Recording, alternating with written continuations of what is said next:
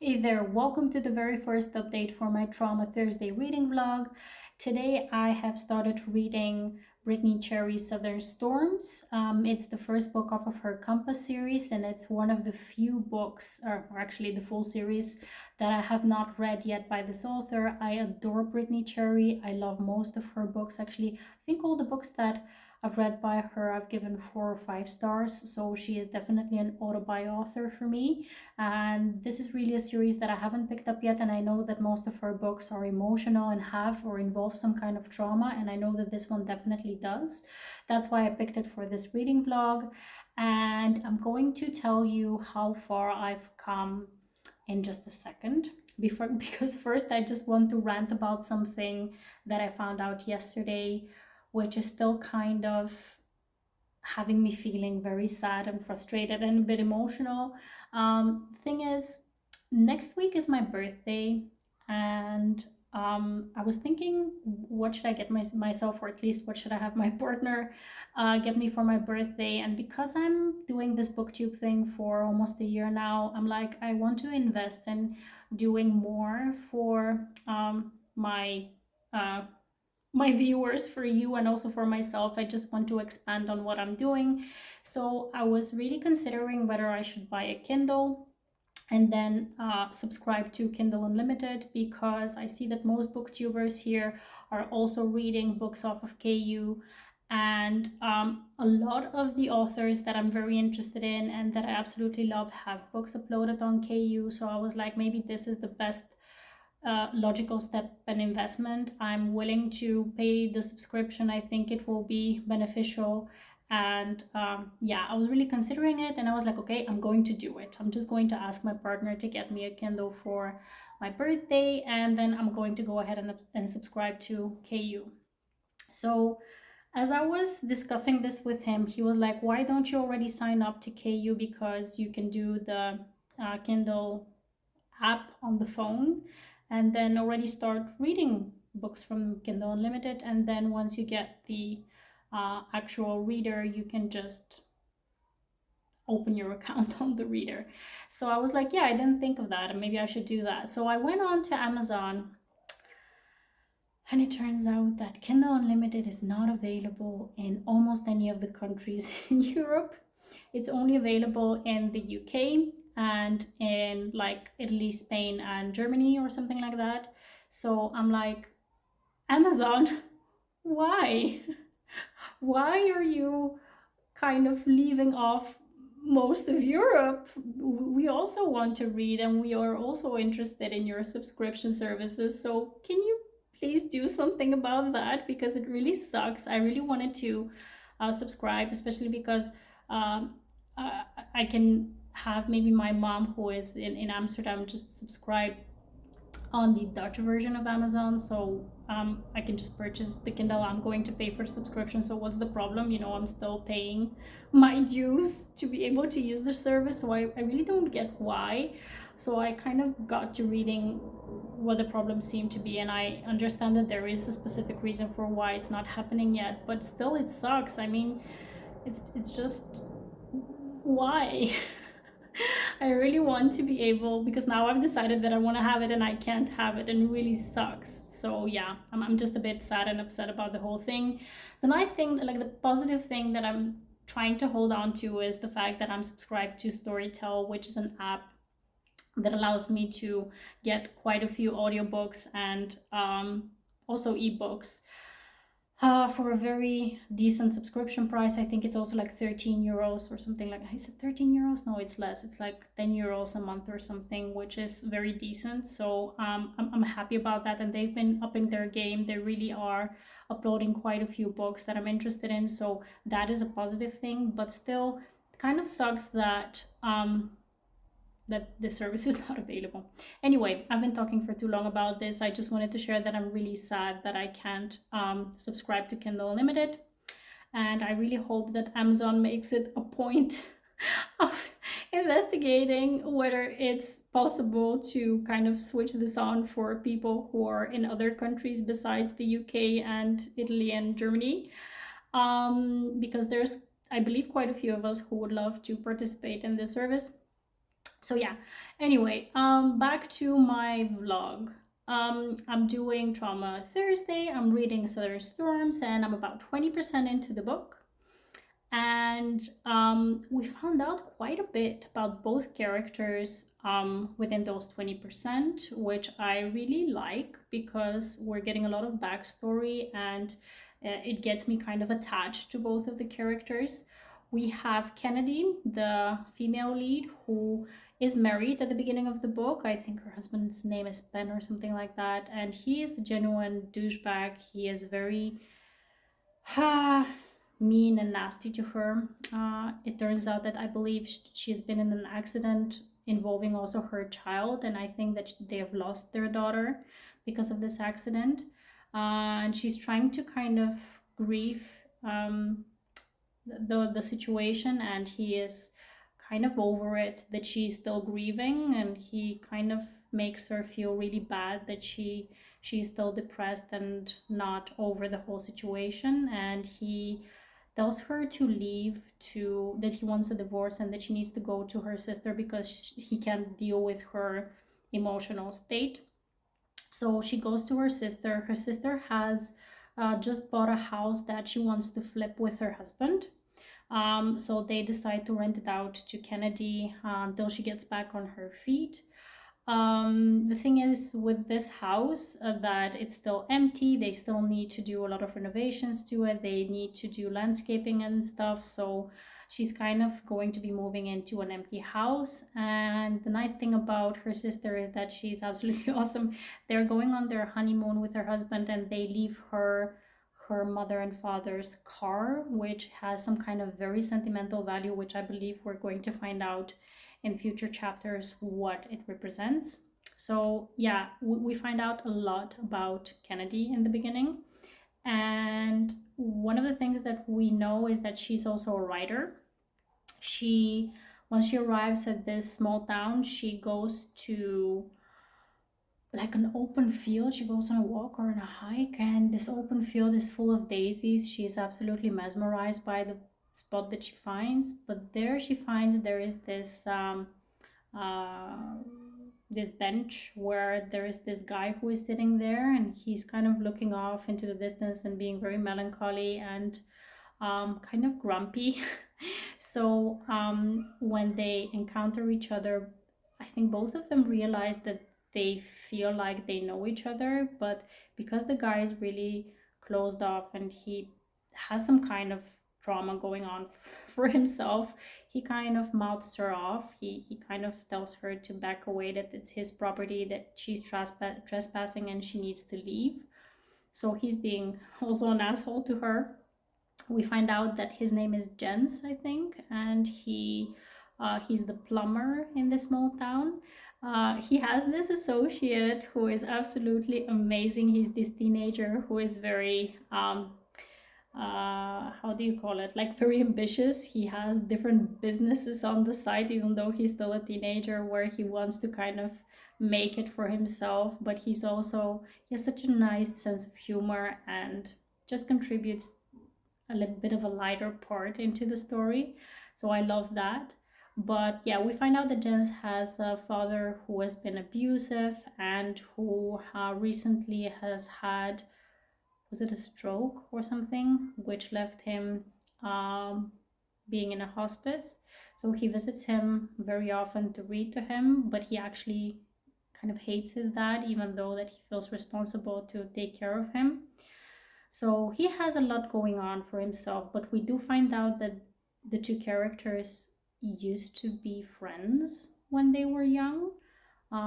We still don't get the context of what they were to each other, whether they were friends or more, but we do sense that there is a history there. So yeah, I'm already really intrigued by how the story has started and how much back story we have gotten.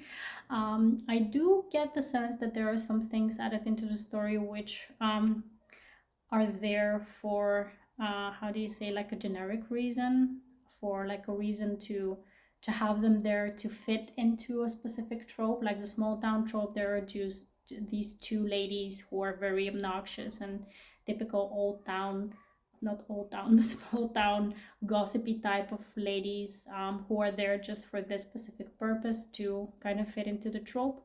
But I can look over that. I don't mind that too much. There is also another old lady who is Kennedy's neighbor, and she seems to have some kind of a role also because she is both close to Jens, but also is very nice to Kennedy. So I think that she will play a role in the future as well. And yeah, this is how far I've gotten. I do like it so far. I have high hopes for at least a 4-star read on this one, and I'll update you once I know more. Hey there, welcome to the second update within this reading vlog. I'm still reading Southern Storms by Brittainy Cherry. I'm about 65% into the book, and I am not disappointed. I have always loved Brittainy Cherry's writing style. I love that she really takes the time to create a backstory so we can kind of feel like we're engaged with both the characters, we feel a connection to them, and we really get involved with it within their story. So I really love that about her, and also that it is kind of a slow burn story where we don't get immediate like insta love, insta lust attraction. We see that there is trauma there. They need to work through the trauma before getting into developing a relationship with each other. So I really do love that. By the way, I think in the previous update I said that the name of the guy is Jet or Jets or something like that. Because really on the audiobook it sounds like that's the name, but it turns out that it's Jax. So I apologize for that. And I do have to say now, I just want to make a note on the audiobook. I don't love the guy narrator. Honestly, he has a bit of a strange voice, especially when he does the voice for one of the side characters, the therapist, Eddie. The voice sounds like a bit froggy. I don't know if that is a thing, but it just sounds very nasally, very weird, like not natural. So that is something that I don't like about the audiobook narration for this one, but otherwise I do really like the book. Last time I updated you, I told you the beginning, like the first 20% within the book. I told you that we find out that they know each other. So Kennedy and Jackson, they know each other from the past. They were childhood friends. And now that I'm 65% into the book, we find out that there's also past chapters of when they were about 12 years old, 11, 12 years old. They used to go to the same summer camp. That's where they met. And because both of them were a bit like outcasts within that summer camp, kids group, they kind of grew close together and they became best friends. They were writing letters to each other when they weren't at the summer camp, and they really became what did they call each other? I think they became the sun and moon to each other. So she calls him Moon and he calls her Sun. So that's really cute. So yeah, they were really best friends, but at some point something happened which triggered them to not communicate anymore. What we find out is that something happened to Jackson's mother, but we don't know what happened yet, at least not at this point within the book. And he feels guilty over what happened to her. And we know that Kennedy kept on writing to Jackson after what happened with his mother, but he didn't ever write back, so she was really kind of crushed by this. But in the meantime, we also find out that he wrote to her, but she never received his letter, so something has happened there, something fishy. But basically there is this kind of miscommunication that has drifted them apart. And yeah, we just find out that both of them have had very difficult lives. She lost her daughter and also her parents in an accident. So she had a very rocky marriage with her almost ex-husband, and he himself had a very difficult relationship with his father because, like I mentioned before, he was abusive. Something happened to his mom. He's not very close with his brother. He doesn't really have a very good support system. So the only saving grace that he has, at least at this time, at this small town where they live, is the elderly lady with whom he's friends, and also who is the neighbor of Kennedy, and also the therapist Eddie and his wife. They're really great to him, they're great friends. So yeah, we just see that both of them are working through a lot of trauma, and the nice thing is that once they kind of talk to each other about what their past has been and what they've needed to go through, they kind of start to grow close together, but first as friends, not really focusing on the fact that they have an attraction to each other, which I really appreciate. I mean, I think the best relationships in life, many times, not all the time, but many times, start off with a good base of a friendship. And I love it when authors really spend the time to focus on that a little bit before going into a romantic relationship. And I really love that about this book. So yeah, I'm at this stage within the book where they have kissed. They haven't been intimate yet, but that's completely fine. I mean, I like when it's a slow burn, where when people are still kind of focusing on building up an attraction in a relationship and not really focusing too much on the physical. So in this case, I'm happy with how the book is progressing, especially because there's trauma involved. I just want them to figure things out before they get hot and heavy together. So yeah, I'm liking it. I'm really liking it. And I'm just waiting on the shoe to drop, to be honest, because I'm 65% in, and I'm like, okay, what's going to happen now? Is there going to be someone who is going to ruin things for them, or will they ruin it themselves, or what will happen? One thing that I didn't mention before is that Jackson had a girlfriend for 2 years, Amanda, and she works at the hospice where his father is staying, and she was hoping to get into a more serious relationship with him. He didn't feel the same for her, and she's been kind of jealous with the whole friendship that is going on between Kennedy and Jackson, and that kind of sucks a little bit. But yeah, it's not a very big plot point, to be honest, but I do feel like she made a lot of drama out of something that is a her problem and not a him problem, if you know what I'm saying. So if you're hoping for something to happen when it isn't there, it's not really the guy's problem, especially if he's already made clear that he doesn't see things the way that you do. So yeah, that's kind of yeah, shitty. But anyway, that is about how far I've come, and I'll update you once I finish the book. Like I mentioned, I love it so far. I hope that it's going to be a 5-star read, depending on the ending. At the moment, it's a definite 4-star read for me, so I'll update you once I finish. Hey everyone, I am going to update you in just a second, but I just wanted to show you something. I just opened up my balcony door to show you a pretty... I'm just switching things up so you can see a double rainbow. Look at these beauties. It started off as a very kind of sunny and amazingly kind of pre-autumn day, and then at some point the clouds just gathered in like seconds, and then it started pouring, but really like pouring rain.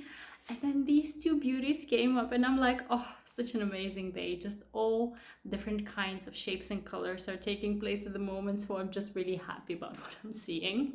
Anyway, I finished Southern Storms. This is very appropriate. I just finished Southern Storms, and my hair looks like... what is going on here? My hair looks amazing today. Anyway, I just finished Southern Storms, and I have to give it 4 stars. I mean, it wasn't a favorite Brittainy Cherry book for me. It wasn't the worst one, it wasn't the best one. I definitely really enjoyed it. It's very emotional, as is usual for this author, at least for me. What happened in the end, I expected some of the things that happened, like what happened with their letters. We find out that the dad was keeping them behind to purposefully hurt Jackson. Why he did that is because... I don't know if I should spoil it this time. Should I spoil the ending? I'm not gonna spoil it. I'm just not going to talk about the ending. We find out why Jackson has been feeling some guilt as to what happened to his mother. We find out that the guilt was um, misplaced, and we find out that um, Kennedy is also dealing with panic attacks because of what happened with her daughter and her parents, and Jackson really helps her through the whole ordeal. We see Amanda, this ex girlfriend of Jackson's, having a very bad role in Kennedy's kind of working through her trauma. She says very mean things to her, which kind of really set me off and got me feeling a bit protective over Kennedy. But yeah, so basically, a lot of things happen which all relate to the trauma that both of the characters were going through. But the most important thing throughout the book is that those two really supported each other throughout the whole process of them getting over their trauma. And we have amazing supporting characters. So the teenager who works with Jackson, Connor, he's just amazing. Joy, who is the elderly neighbor, she is just amazing. The therapist, Eddie, and his wife are also amazing. Her Kennedy's sister is also amazing, even though she kind of played a role in triggering Kennedy about some insecurities that she has. She still made up for it and really made her feel like she has her support. And I just loved one, I don't know if I remember it correctly, when Jackson was explaining to Kennedy how he feels about her, he said something like, "I love your broken pieces," because basically she was worried that she is so broken from all the trauma that she has lived through that she wouldn't be able to offer him her whole heart or her whole love. And he just said the exact thing that she needed to hear for her to accept his love for her, and that just made it so good. I love that. So yeah, that part of the book, so their relationship, the development of their relationship from best friends to best friends again to lovers, it was just really good. I loved it. I love Brittainy Cherry's writing. There were some things, like I mentioned, I think in the first clip, that were kind of placed for the story's benefit, which were kind of, you notice it as a reader that it's kind of purposeful, so it doesn't feel like it's, how do you say it, organic with the story, if you get what I'm saying. So those were small things that kind of made me feel like this is not a 5-star read for me. But other than that, it was just a really solid 4-star read. I love Brittainy Cherry. I will pick up the other 2 books that she has within the series sometime soon, and I definitely recommend it if you've come through to watch my opinion, and if you want to know whether I recommend it, I definitely do. Next up, next week is going to be a Friday vlog, which means I'm going to be doing Friends to Lovers Friday. I have a book picked for that vlog, but I'm going to leave it as a surprise. I'm going to tell you next week when the vlog is up. And I really hope that you enjoyed this one. I will see you very soon in the next one. And yeah, have a wonderful, marvelous day. I hope you have rainbows just like mine outside my window where you are. And I will see you very soon. Happy reading. Take care. Bye-bye.